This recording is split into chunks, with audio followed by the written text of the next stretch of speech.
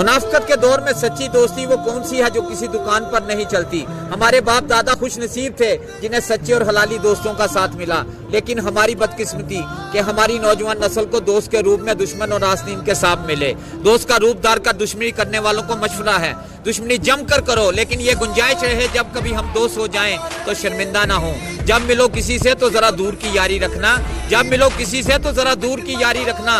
जानलेवा होते हैं अक्सर सीने से लगाने वाले। शायरी सुन के मजा लेना भी ठीक है, लेकिन अल्फाज पर गौर और अमल की कोशिश भी किया करें। सच कहूँ मुझको ये ईमान बुरा लगता है, जुल्म सहते हुए इंसान बुरा लगता है। हम मुजाहिद हैं पर ईमान की कमजोरी है, अब हमें जंग का मैदान बुरा लगता है। इस कदर हो गई मसरूफ ये दुनिया अपनी, एक दिन ठहरे तो मेहमान बुरा लगता है। उनकी हिकमत तो बड़ी बात बहू बेटों को, बूढ़े माँ बाप का फरमान बुरा लगता है। मेरे अल्लाह मेरी नस्लों को जिल्लत से निकाल, हाथ फैलाए हुए मुसलमान बुरा लगता है।